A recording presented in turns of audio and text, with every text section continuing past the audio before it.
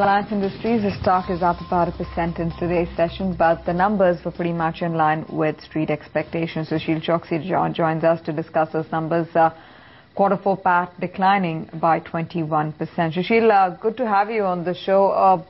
What's the call on Reliance now? Because there have been a couple of downticks coming in on targets laid out by brokerages on Reliance. What would be your perspective on where Reliance can go from here?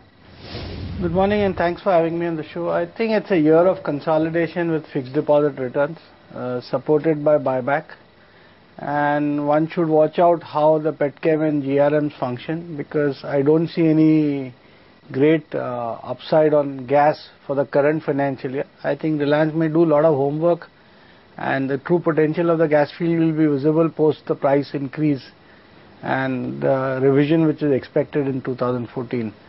So one should factor in the petchem and the refinery business potential and work on the stock, and the surprise can come from the shell gas business.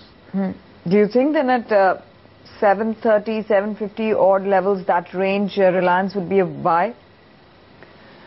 It would be a buy, because I think most of the buyback would take place around this price. So there would be support for a investor who's looking for a greater horizon than beyond 12 months.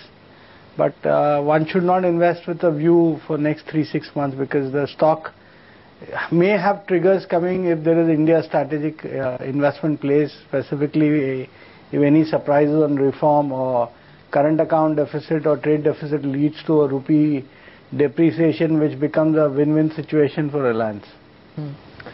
Sushil, purely from an investor's perspective, while they may have been surprised on the GRM's front, the fact remains that the numbers, although in line with estimates, were tepid. A 20% fall in profits isn't something that you would want from the bellwether of an index. The question mark really is, at 740 odd or a 725, 730 for a Reliance Industries, is it worthwhile an investment case purely by virtue of the fact that there is no great shake-up in numbers that is going to come in the next 2 or 3 quarters at least, looking at how the petchem is doing, or for that matter how the GRMs or the gas business is shaping up? Maybe invest in better opportunities, you think?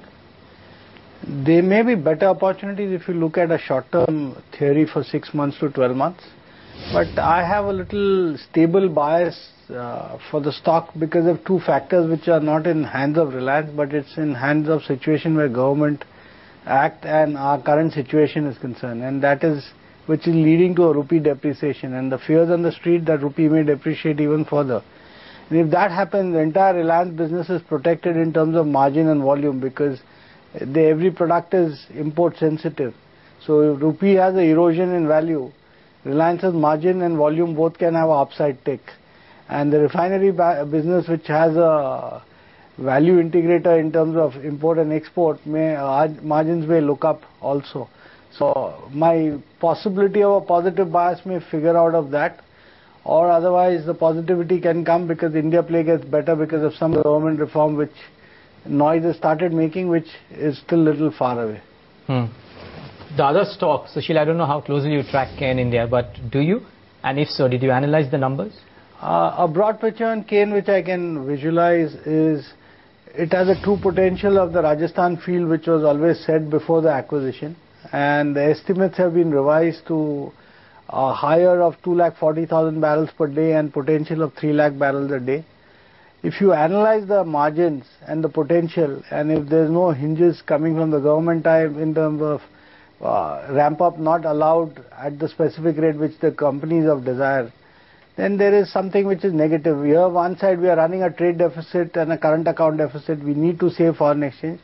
I think if Cairn enablers are put in place, the stock can have 40 to 50% upside within the next 12 to 18 months.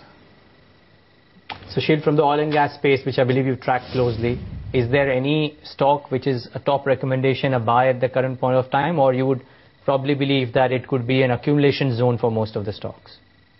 My personal view is that Cairn would be a good buy considering 12 months potential, and Reliance would be a buy with a greater horizon beyond 12 months.